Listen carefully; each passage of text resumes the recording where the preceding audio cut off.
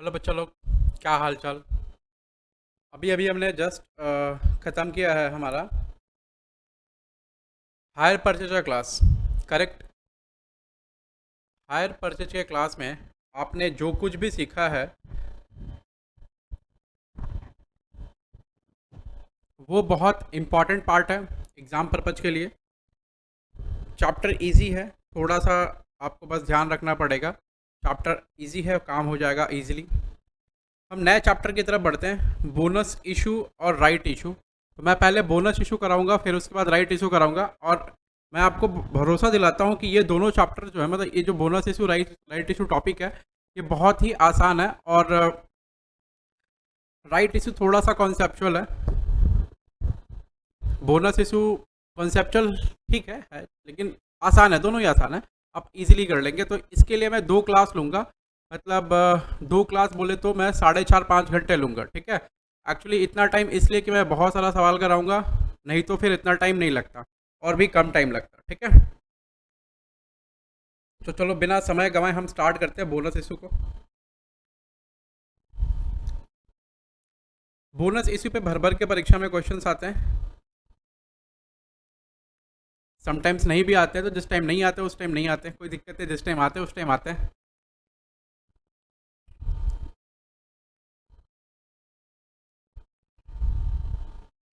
Heading डाल देना, bonus issue.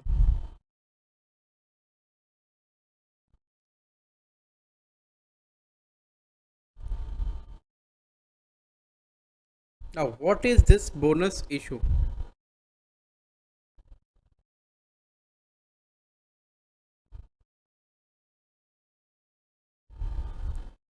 ये बोनस इशू क्या है, समझो।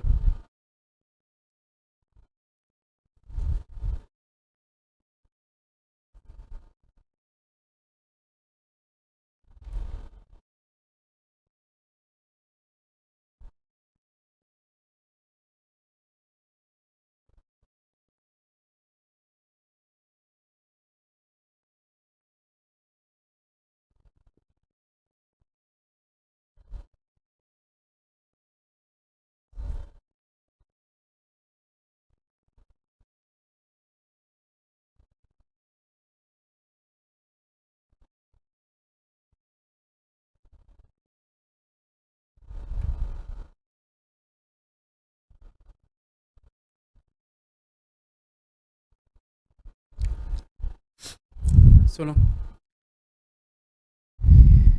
Company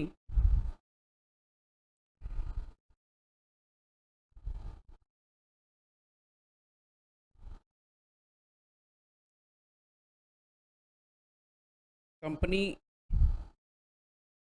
issues share to existing share holder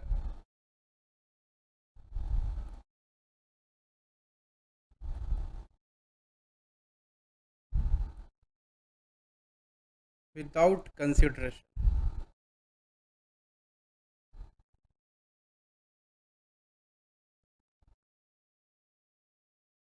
bonus issue का प्लेन मतलब एकदम ये हो गया, कंपनी कोई पैसा नहीं लेती है, और कंपनी क्या करती है कि शेयर इशू करती है एग्जिस्टिंग शेयर होल्डर को विदाउट एनी कंसिडरेशन, ठीक है। विदाउट एनी कंसिडरेशन इशू करती है शेयर। अब इसको बोनस क्यों बोला गया? आपसे कोई काम नहीं कराया गया और आपको पैसे मिल गए, वो बोनस ही तो होता है। होता है कि नहीं होता बोनस? जैसे मान लो आप किसी कंपनी में काम कर रहे हैं और आपसे काम नहीं कराया गया, लेकिन आपको पैसे दे दिया जा रहा है, इसका मतलब आपके लिए बोनस है वो, है ना। और देखो, बोनस फुल्ली टैक्सेबल होता है सैलरी के हेड में। Be it a contractual bonus और be it a voluntary bonus. Voluntary bonus दो या फिर कॉन्ट्रैक्चुअल बोनस दो, बोनस फुल्ली टैक्सेबल है सैलरी में के हेड में। खैर मैं टैक्स नहीं पढ़ा रहा, मेरे को टैक्स तो नहीं आता उतना आपको पढ़ाने लायक। मैं अकाउंट्स का टीचर हूँ, लेकिन फिर भी मैं बता देता हूँ, बोनस फुल्ली टैक्सेबल होता है, याद रखना। टोटल इनकम के सवाल में या फिर सैलरी के सब में बोनस दिखे तो आप ऐसा फुल्ली फुल्ली टैक्सेबल डालना, ठीक है। कॉन्ट्रैक्चुअल बोनस का मतलब वो बोनस होता है जो हम रिसीव करते हैं as per the contract with the company, और वॉलंटरी बोनस मतलब कंपनी खुश होकर के दे रही, बोले लो ये लो ऐसा। हमारा टॉपिक वो नहीं है, हमारा टॉपिक है बोनस इशू। ठीक है, कंपनी क्या होती है, खुश होती है और अपने शेयर होल्डर्स को बोलती है कि share holders share holders share holders, मैं तुम्हें शेयर्स देना चाहती हूँ। शेयर होल्डर्स खुश, बोलते हैं अरे भाई क्या बात है, शेयर्स देना चाहते हैं, भाई शेयर्स को तो पैसे लगेंगे। लोग पूछते हैं फिर, तो कंपनी बोलती है नहीं, जो शेयर मैं आपको दूंगी उसके एक पैसे नहीं लेंगे। कंपनी कहती है ऐसा। सब सभी सभी सोचते हैं, सभी शेयर होल्डर सोचते हैं कि भाई क्या बात है, बहुत बढ़िया, एक पैसे नहीं लगे, कंपनी शेयर भी दे देगी। लेकिन कंपनी ये सिर्फ अपने शेयर होल्डर्स को देती है, यानी अपने एग्जिस्टिंग शेयर होल्डर्स को ही देती है और किसी को नहीं देती है। याद रखना, कंपनी सिर्फ अपने एग्जिस्टिंग शेयर होल्डर्स को ही ये देती है और किसी को नहीं देती है। Hello hello.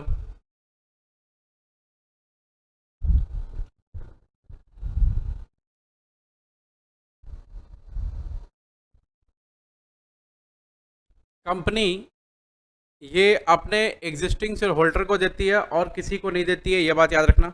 Okay sir, existing share holder को देती है। क्या कंपनी पैसे लेती है इसके लिए? जी नहीं, कंपनी कोई पैसे नहीं लेती है इसके लिए। ओके, बहुत बढ़िया बात है। तो कंपनी फिर देती क्यों है? देखो, समटाइम्स होता है कंपनी को उसका अपने शेयर का मार्केट वैल्यू कम करना है, ठीक है, तो दे देती है। कंपनी को शेयर कैपिटल बढ़ाना है तो कंपनी दे देती है।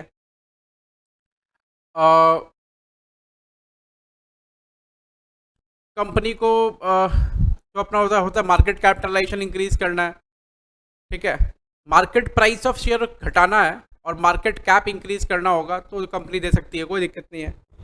तो ये सब तरीके हुए बोनस शेयर इशू करने के लिए। खैर ये फाइनेंशियल पर्सपेक्टिव है, हमारा पर्सपेक्टिव अकाउंटिंग पर्सपेक्टिव है, ठीक है। Company issues shares to existing share holder without consideration called bonus share, ठीक है।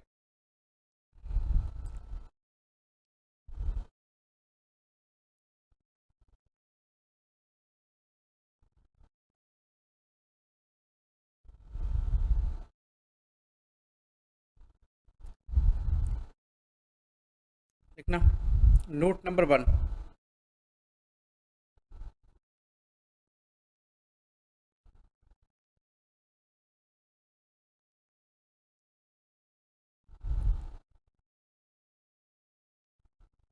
प्रोविजंस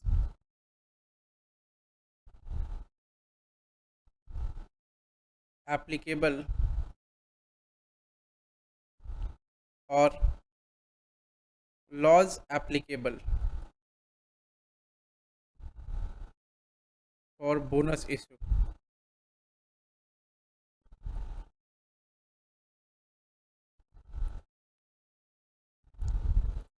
कौन कौन से प्रोविज़न एप्लीकेबल हैं और कौन कौन सा कानून एप्लीकेबल है बोनस इशू के लिए, वो लिखेंगे, ठीक है।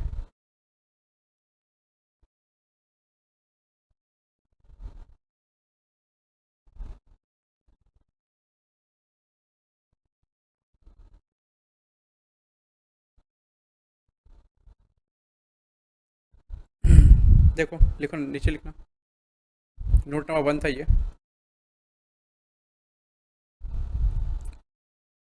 क्या क्या लॉ एप्लीकेबल होता है? एप्लीकेबल लॉज,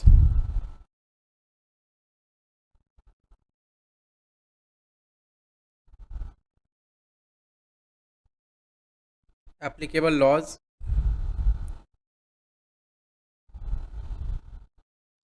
और प्रोविजंस। कौन से प्रोविजंस जो है ना अप्लाई होंगे? एप्लीकेबल लॉज और प्रोविजंस, कौन से प्रोविजंस अप्लाई होंगे? एप्लीकेबल लॉज देखो, पहला है कंपनीज एक्ट 2013 सेक्शन 63। दूसरा है SEBI regulation,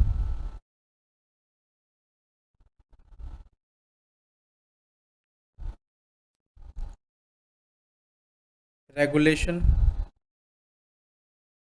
number 293 plus 294 plus 295, 3 regulation है जो एप्लीकेबल होंगे। तो आपको ये समझ आ रहा है कि भाई एप्लीकेबल प्रोविजंस और एप्लीकेबल रेगुलेशंस क्या क्या हैं, ठीक है। एप्लीकेबल प्रोविजंस और एप्लीकेबल रेगुलेशंस क्या क्या हैं।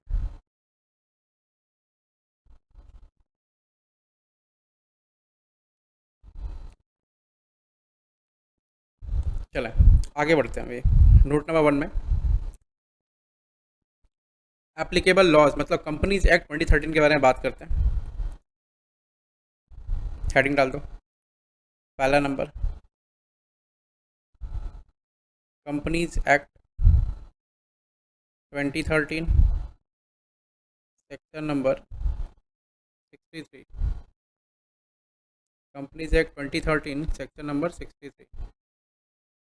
63 नंबर सेक्शन हमें पढ़ना है। थोड़ा सा क्या पूरा ही पढ़ना है।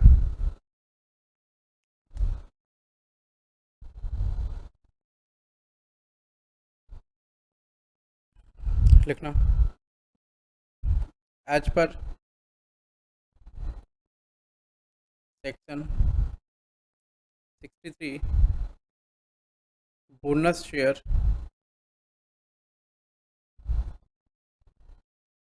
Can be issued to existing shareholder out of dash। पहला नंबर free reserves,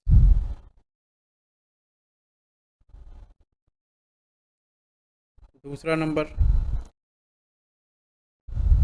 securities premium account,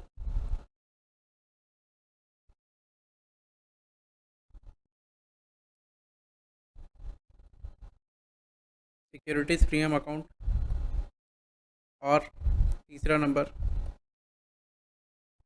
capital redemption reserve. Capital redemption reserve.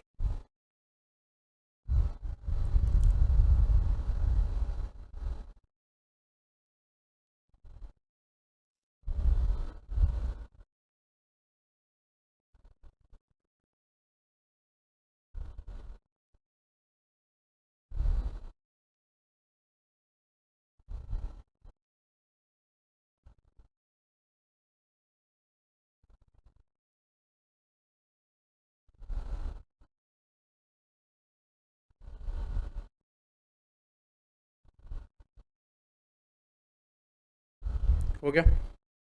लिख लिया क्या? चलो हो गया, लिख लिया। ओके, पैरा चेंज करना। लिखना फ्री रिजर्व्स मीन्स क्या होगा।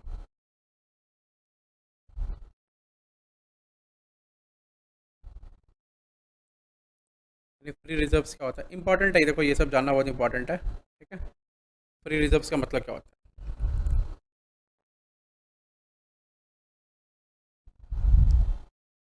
लिखो as per section 2 clause 43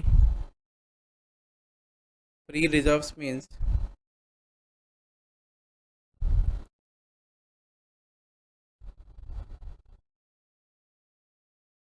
reserves which are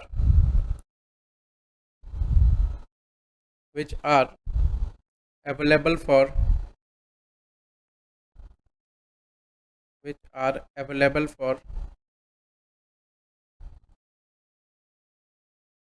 distribution of dividend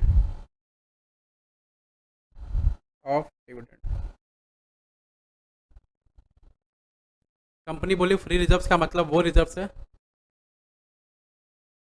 company ने बोला फ्री रिजर्व्स का मतलब वो रिजर्व है जो डिस्ट्रीब्यूशन ऑफ डिविडेंड के लिए अवेलेबल है। इसका क्या मतलब पता है? कहने का मतलब है कि वो रिजर्व जिस रिजर्व से हम शेयर होल्डर्स को डिविडेंड दे सकते हैं, उसी से रिजर्व को कैपिटलाइज करके हम शेयर होल्डर को बोनस शेयर इशू कर सकते हैं। कंपनीज एक्ट ये बोल रहा है।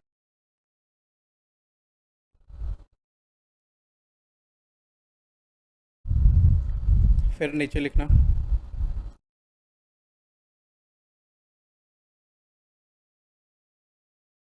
Any unrealised gain, any unrealised gain, notional gains,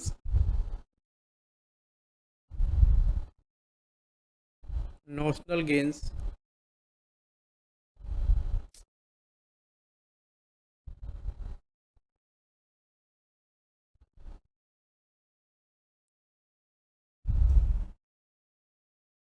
revaluation reserve,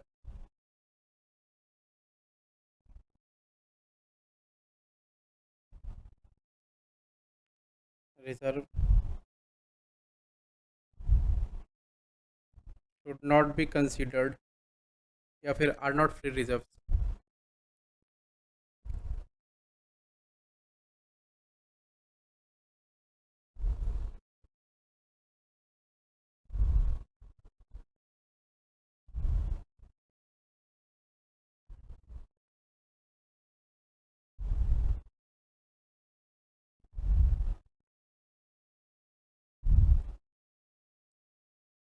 comma दे दो, एक बार कॉमा दे दो।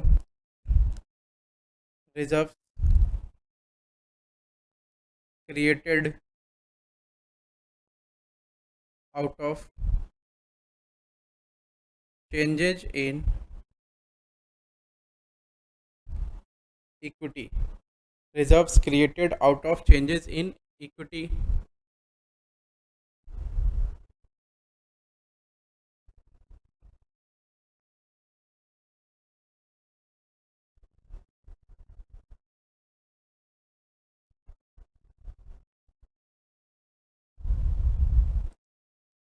reserves created out of changes in equity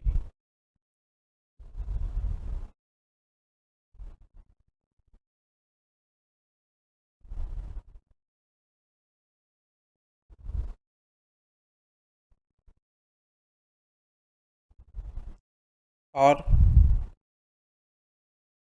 carrying amount of an asset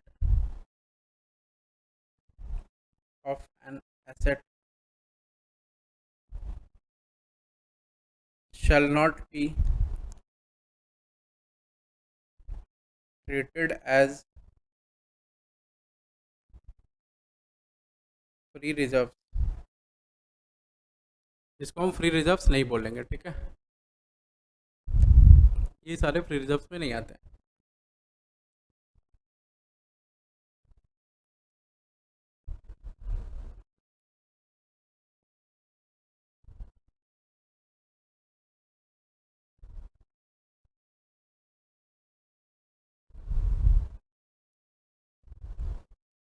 ठीक है, कंडीशंस क्या क्या हैं देखो।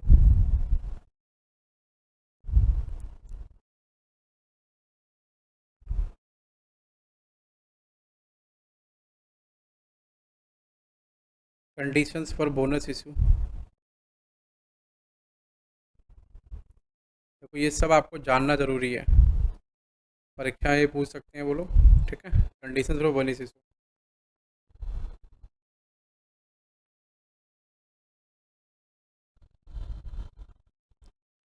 पहला नंबर है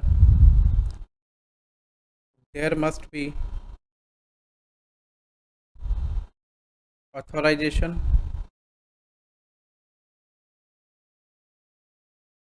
इन द आर्टिकल्स, आर्टिकल्स में ऑथराइजेशन चाहिए होगा। ठीक है,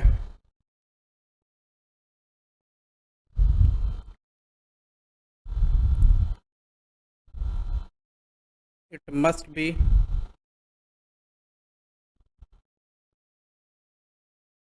recommended by board and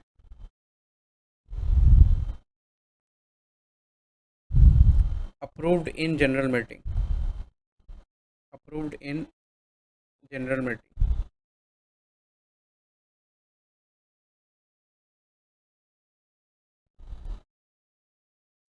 तीसरा point,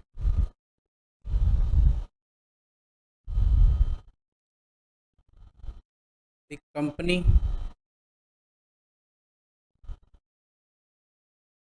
has not defaulted, company ने डेट वेट पेमेंट करने में कोई डिफ़ॉल्ट नहीं किया होगा। इन किस किस चीज़ में डिफ़ॉल्ट नहीं किया?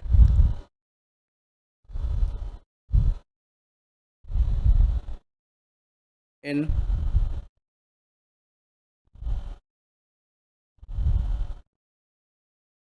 पेमेंट ऑफ डेट, दूसरा पेमेंट ऑफ स्टैट्यूटरी ड्यूज,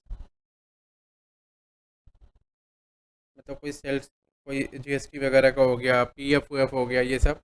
ठीक है।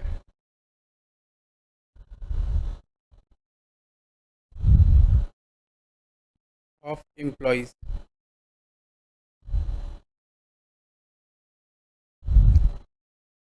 उसके बाद चौथा condition,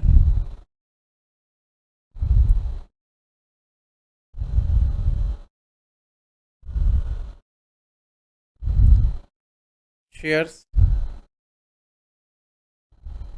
must be fully paid up,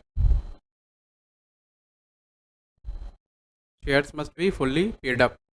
कहने का मतलब है कि कुछ कंडीशंस हैं जो आपको सेटिस्फाई करने होते हैं। पहला है कि there must be authorisation in article, मतलब आर्टिकल में लिखा हुआ रहेगा कि कंपनी बोनस ईयर इशू कर सकती है। ठीक है। और वो बोर्ड रिकमेंड करेगा, ये ऑथराइजेशन रहेगा। ठीक है।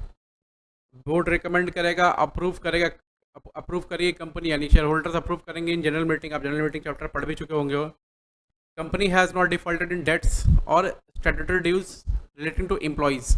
ठीक है। और शेयर मस्ट भी fully paid up, partly paid up नहीं होना चाहिए शेयर्स अगर बोनस इशू कर रहा है।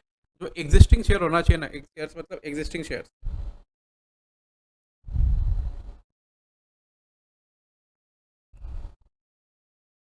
Existing shares must be fully paid up. समझ रहे हैं? वो existing shares fully paid up हो जाना चाहिए, होने चाहिए।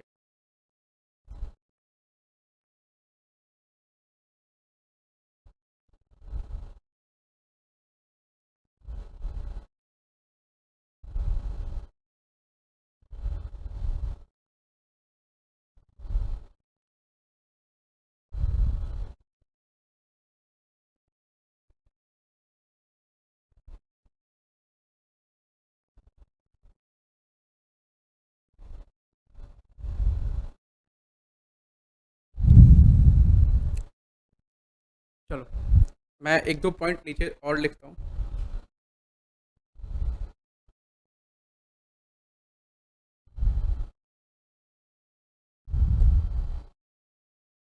लिखना, sometimes company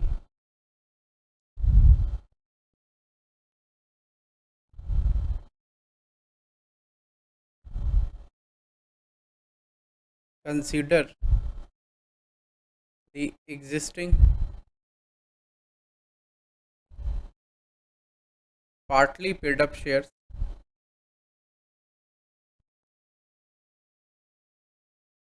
paid up shares as fully paid up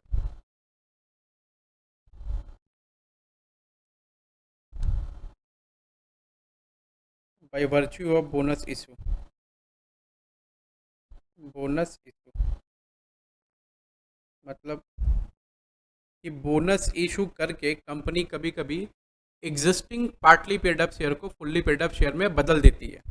जैसे मान लो फेस वैल्यू ऑफ शेयर्स है 10 रुपया, पेड अप वैल्यू है 7.5 रुपया, 7.5। तो कंपनी बोली कि तुमको 2.5 नहीं देना होगा, मैं तुमको 2.5 रुपीज़ का बोनस दे देती हूँ, चलो। ठीक है, ऐसा लिखना नीचे। In this case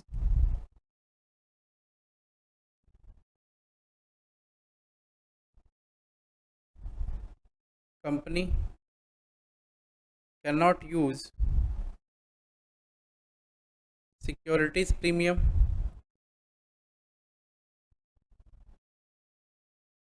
and capital redemption reserve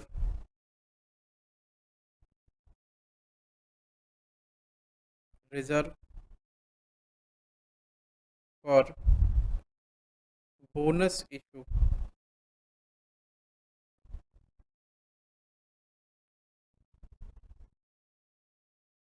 can not use what securities premium and capital redemption reserve.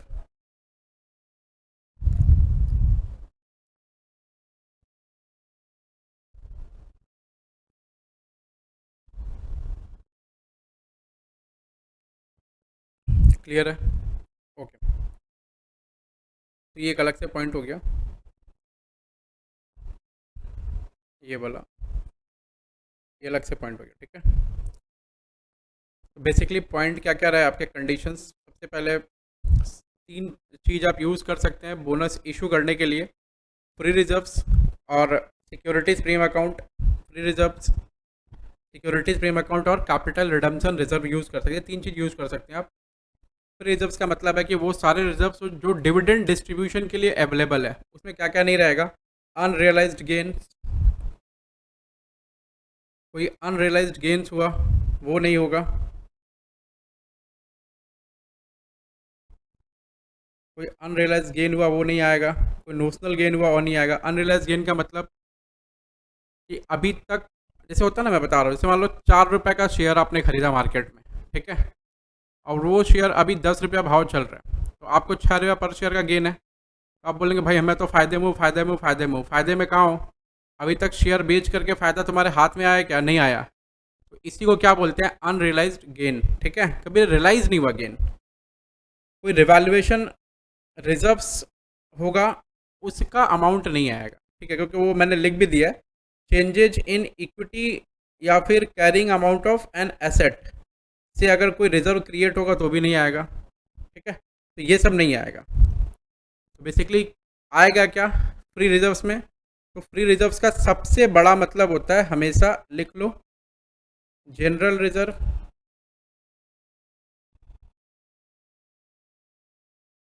Plus profit and loss account.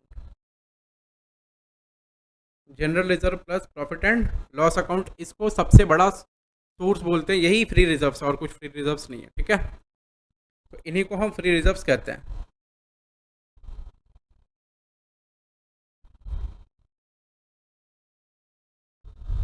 तो सेक्शन नंबर 63 जो था, मैंने थोड़ा बहुत आपको पढ़ा दिया। अब मैं रेगुलेशन पढ़ाऊंगा थोड़ा सा आपको, और ये रेगुलेशन क्या होता है थोड़ा देख लो। मैं 2-3 रेगुलेशन लिख दूंगा, तो 3 रेगुलेशन आपके हैं, 293, 294 और 295। मैं रेगुलेशन पूरा नहीं पढ़ाऊंगा, बस काम की बात थोड़ी सी उसमें लिखूंगा जो हमारे लिए यूज़फुल है, जो हमारे सवाल बनाने के लिए यूज़फुल होंगी, और कोई नहीं लिखूंगा, ठीक है। सुनो, होता क्या है,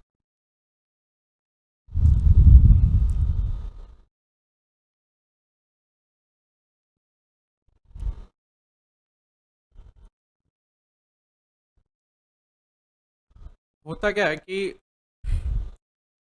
कंपनी कंपनी जब लिस्टेड होती है, कंपनी जब लिस्टेड होती है, तो लिस्टेड कंपनी के ऊपर में सेबी गाइडलाइंस, लिस्टेड कंपनी के ऊपर में सेबी गाइडलाइंस जो है एप्लीकेबल होता है, और वही सेबी गाइडलाइंस,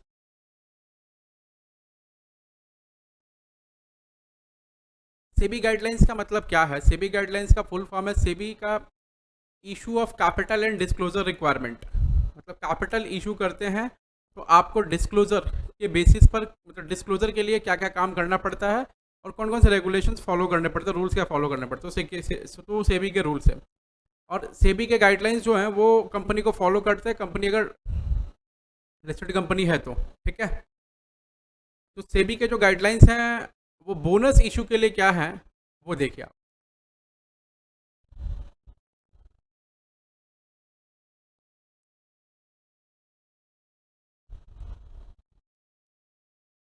दूसरा पॉइंट है सेबी गाइडलाइंस,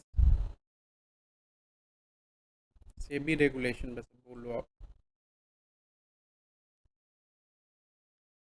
सेबी रेगुलेशन। सेबी के रेगुलेशन वाले कौन कौन से रेगुलेशन है सेबी के?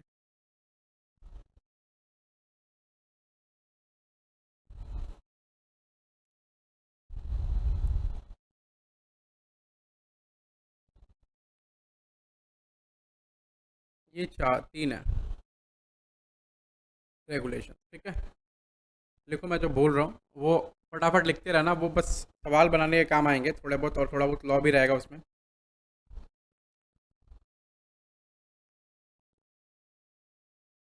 लिखना।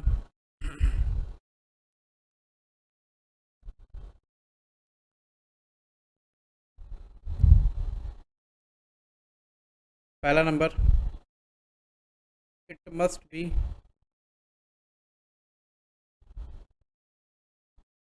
Authorised by the article. इसने भी बोला कि आर्टिकल के द्वारा ये ऑथोराइज होना चाहिए। बिना आर्टिकल के ऑथोराइजेशन के नहीं होगा, ठीक है।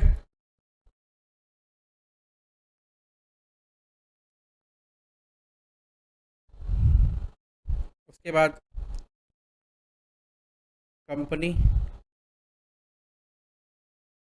Has not defaulted in payment of date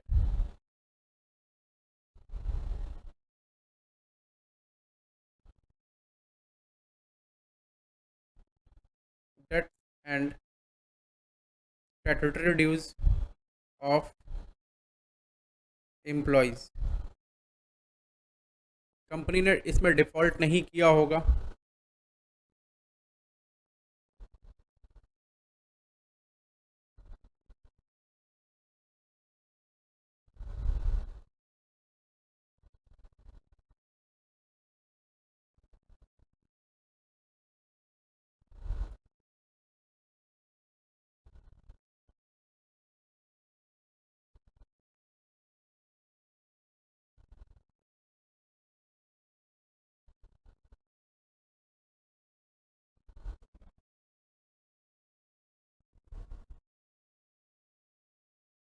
चलो, कंपनी ने इसमें डिफ़ॉल्ट नहीं किया होगा। उसके बाद shares must be fully paid up, must be fully paid up. जिन शेयर होल्डर को हम देंगे उन शेयर होल्डर का जो शेयर्स होना चाहिए वो शेयर्स फुल्ली पेड अप होना चाहिए, ऐसा, ठीक है। ओके।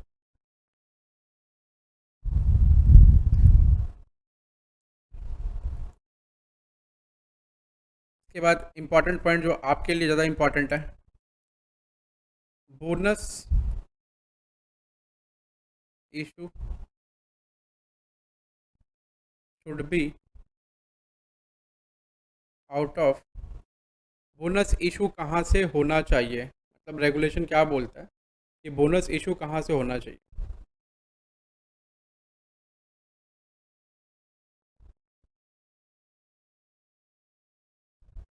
तो सेबी रेगुलेशन एकदम ठीक ठीक के बोलता है, दहाड़ दहाड़ के बोलता है कि bonus issue shall be made only out of free reserves and security premium account और कैपिटल रिडम्पशन रिजर्व अकाउंट, ठीक है।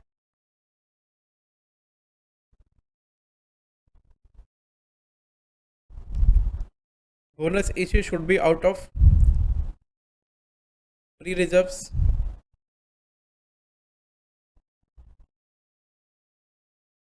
Comma securities premium account, securities premium account, comma capital redemption reserve account,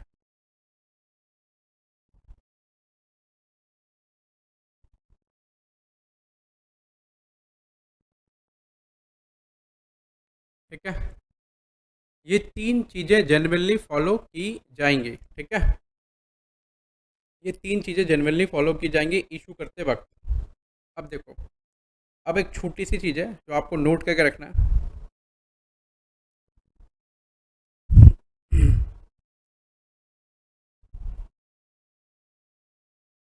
securities premium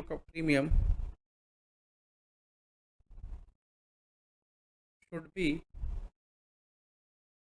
realised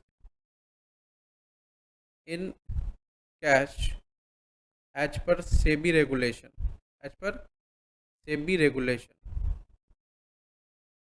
SEBI regulation ये कहता है कि securities premium account जो आप लेंगे वो should be realise in cash होना चाहिए, ठीक है।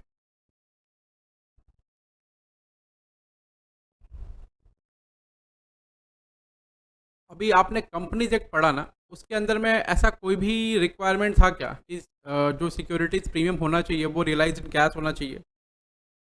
लेकिन यहाँ पे बोला कि securities premium realise in cash ही होना चाहिए, अदर देन कैश अगर रियलाइज होगा तो नहीं होगा। आप पूछेंगे भैया other than cash security premium कैसे रियलाइज होता है, जरा बता दीजिए मेरे को एक बार। तो देखो मैं बता देता हूँ, हम लोग वो पढ़े हैं ना, issue of shares for consideration other than cash. तो issue of shares for consideration other than cash जो पढ़े, उसमें अगर मान लो प्रीमियम पे हमने शेयर इशू कर दिया तो वो जो प्रीमियम होगा बुक में लिखेंगे हम लोग, वो कैश में रियलाइज तो होगा नहीं, तो उसका कंसिडरेशन तो मिलेगा नहीं कैश में। तो वो सिक्योरिटीज़ प्रीमियम भी तो सिक्योरिटीज़ प्रीमियम है। तो सेबी रेगुलेशन बोलता है कि भाई वो वाला प्रीमियम मत लेना बोनस इशू करते वक्त, ठीक है। सिर्फ और सिर्फ जो कैश में रियलाइज होंगे वही प्रीमियम लेना।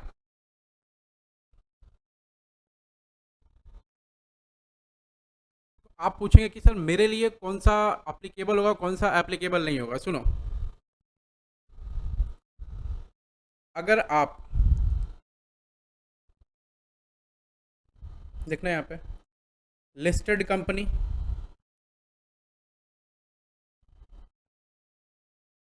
लिखो लिस्टेड कंपनी,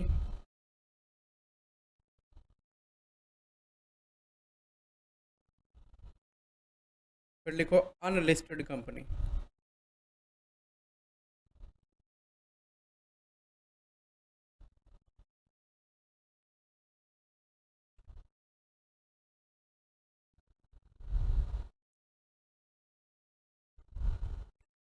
सिक्योरिटीज प्रीमियम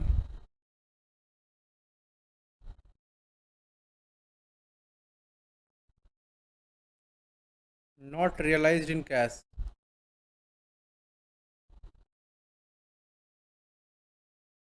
इन कैश। लिस्टेड कंपनी का अगर बोनस इशू करेंगे तो इसमें मेरे को नहीं लेना है वो, ठीक है। आप अनलिस्टेड कंपनी का बोनस इशू करेंगे तो आप उसको ले सकते हैं। दूसरा, सिक्योरिटीज प्रीमियम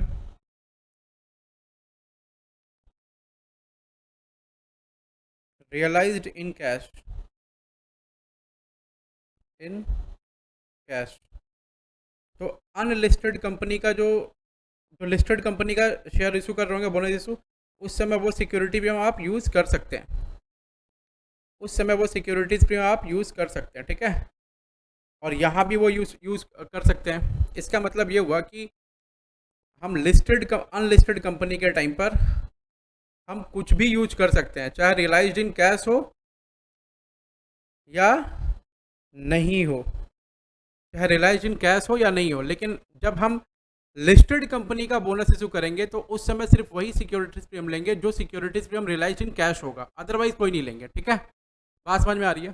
तो securities premium realised in cash लेंगे सिर्फ लिस्टेड कंपनी का लिस्टेड कंपनी का हम बोनस इशू करते वक्त, ठीक है। लिस्टेड कंपनी का बोनस इशू करते वक्त हम सिर्फ कौन सा सिक्योरिटीज प्रीमियम लेंगे? Securities premium realised in cash, ठीक है। अनलिस्टेड में आप कुछ भी कर लो, क्योंकि लिस्टेड में तो सेबी रेगुलेशन अप्लाई हो जाएगा और अनलिस्टेड में कंपनीज एक्ट अप्लाई रहता है। तो अनलिस्टेड में आप कुछ भी कर सकते हैं, ठीक है। कुछ भी कर सकते हैं मतलब आप बोनस इशू कर सकते हैं, चाहे वो रियलाइज हो कैश में या नहीं हो, ठीक है।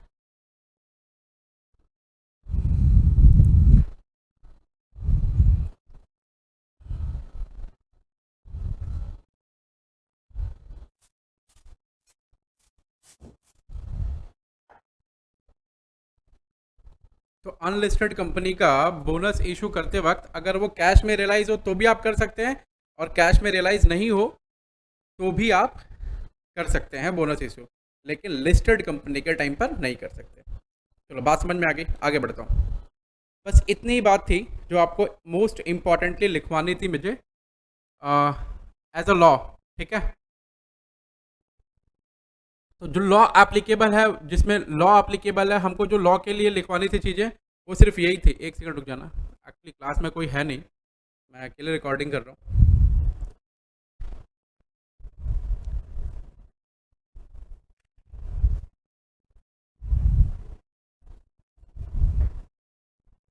तो थोड़ा बार बार आना जाना पड़ता है।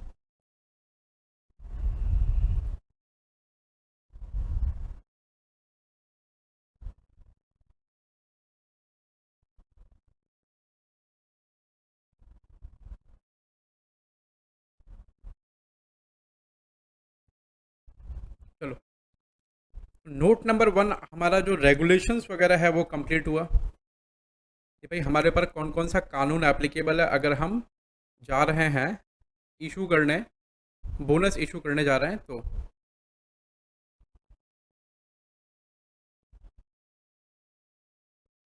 अच्छे समझ में आ गया। चलो आगे बढ़ते हैं। मैंने दोनों लिखवा दिया, कंपनीज एक्ट भी लिखवा दिया, सेबी रेगुलेशन भी लिखवा दिया।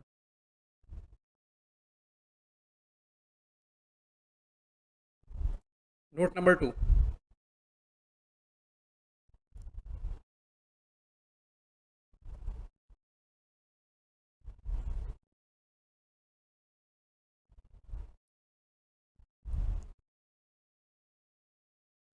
जर्नल एंट्री या फिर अकाउंटिंग फॉर बोनस इशू।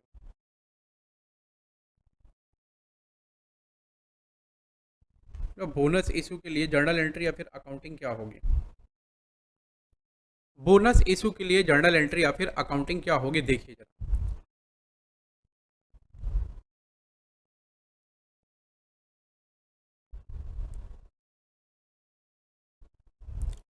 दो चीज होता है।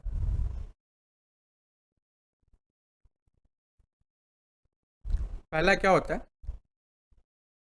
कि हम सबसे पहले, बोर्ड रिकमेंड करता है कि भाई बोनस इशू होना है, उस बोनस इशू को अप्रूव किया जाता है। कहाँ अप्रूव किया जाता है? वो बोनस इशू अप्रूव होता है कहाँ पर अप्रूव होता है?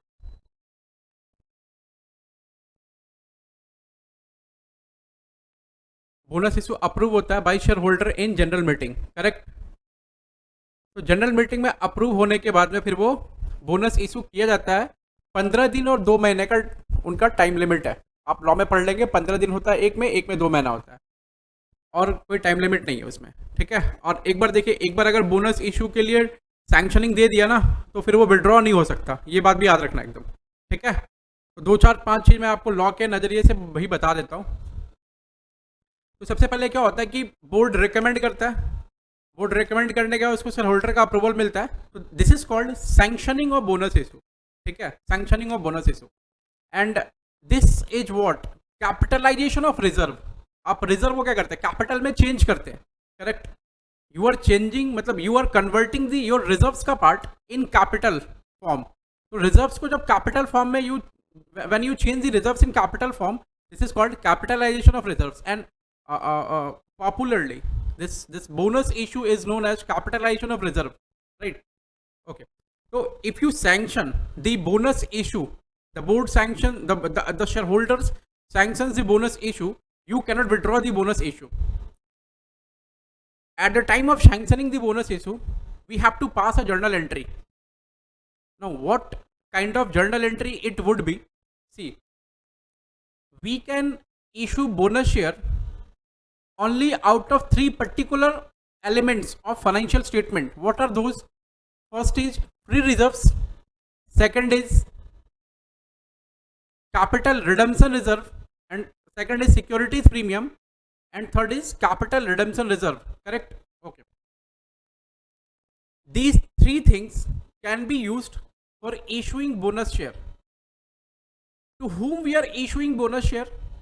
We are issuing bonus share to our existing shareholders.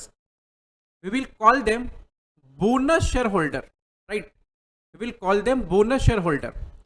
Say, what are we doing here? We are converting our reserves like free reserves, securities premium, and capital redemption reserves to capital, to capital. I earlier told you what exactly bonus issue means. Bonus issue means the company will issue shares, be it preference shares, be it equity shares, to companies existing shareholders, right? It means company will issue bonus shares to only those shareholders who are already a shareholder, those persons who are already a shareholder to the company, for the company या with the company. ठीक है? Entry would be as follows. लिखो entry क्या होगी.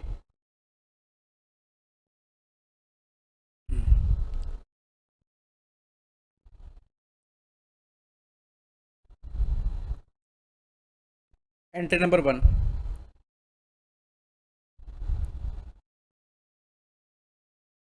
When bonus issue is approved or sanctioned. जब bonus issue approve होता है या सैंक्शन होता है उस वक्त की एंट्री क्या होगी.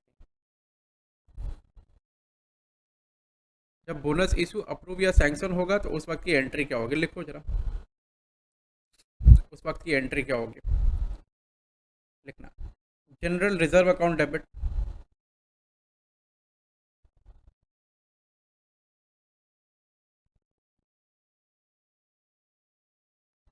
Debit. General reserve account debit. Profit and loss account debit.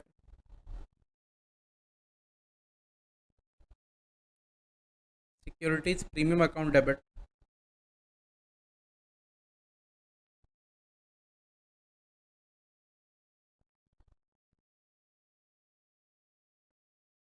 Capital redemption reserve account debit.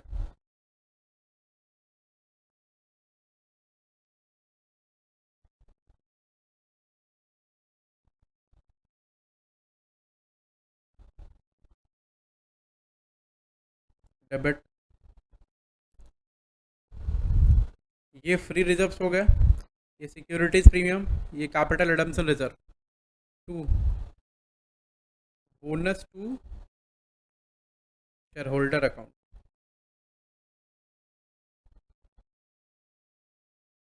To bonus to shareholder account.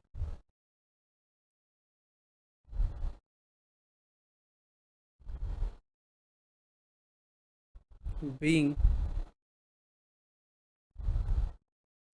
sanction for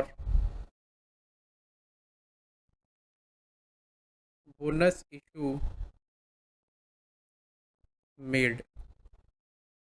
entry number B. दूसरी entry B number entry. B number entry का मतलब क्या है कि अब हम share issue करेंगे. Share issue करेंगे. when shares are issued to shareholder.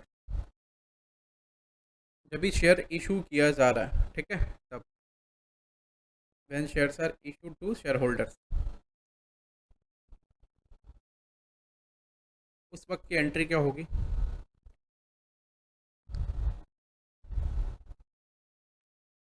Bonus to shareholders account debit to share capital. To share capital. 5 minute रुक जाओ. To share capital being bonus share allotted. being bonus shares allotted. ठीक है.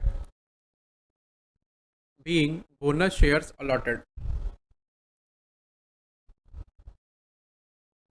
बस यही 2 entry होगी और कोई एंट्री नहीं होगी. अब देखो, ये तो रहा बोनस शेयर इशू करने का। मैंने आपको एक छोटी सी चीज़ और बताई थी, क्या पता है? ऊपर जाते हैं, एक बार बात करते हैं। देखो मैंने लिखा भी है, ये वाला पॉइंट है, दिस वन।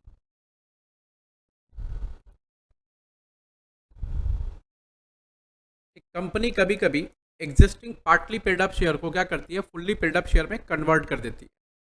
तो उस टाइम पर जर्नल एंट्री क्या होगी? ठीक है, लिखना।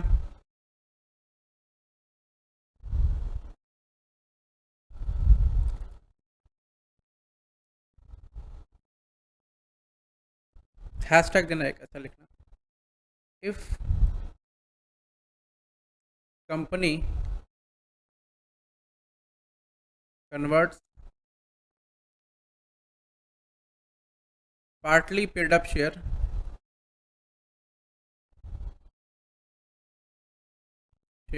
into fully paid up shares,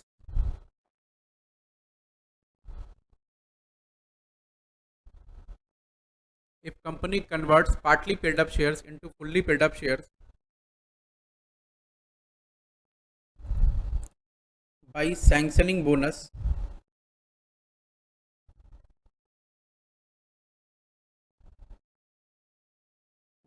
issue, ठीक है, तो उस टाइम पर एंट्री क्या होगी वो देखो। अगर ये रहा तो ठीक है, एंट्री क्या होगी लिखना।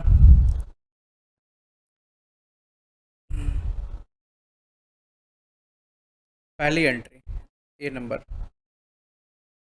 अपॉन सैंक्शन, या फिर ऑन सैंक्शन लिख दो, अपॉन हटा दो, ऑन सैंक्शन एंट्री होगी। देखो उसमें उस पॉइंट पे ना मैंने क्या लिखा था पता है, याद है आपको? उस पॉइंट पे मैंने लिखा था कि in this case securities premium and capital redemption reserve account can not be used. तो यहाँ पर जो डेबिट होगा वो क्या डेबिट होगा? General reserve account debit, reserve account debit, profit and loss account debit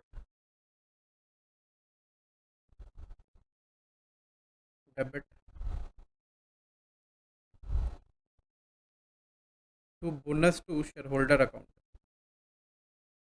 ठीक है। इस पर B number entry, on making final call.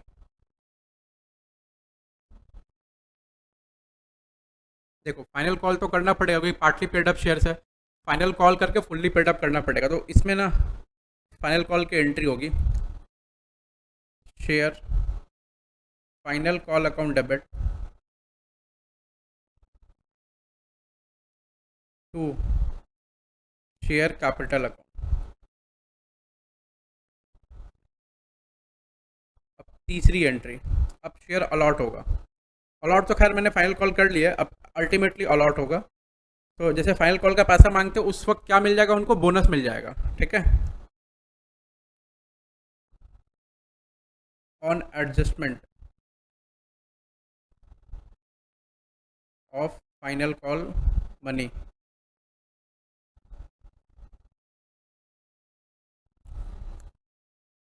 Final call money का एडजस्टमेंट हो रहा है। कैसे एडजस्टमेंट होगा? लास्ट वाला देख लेना, इंपॉर्टेंट एंट्री है। Bonus to shareholder account debit, bonus to shareholder account debit to share final call account, ठीक है। चलो ये एंट्री फटाफट लिख लो सारे के सारे।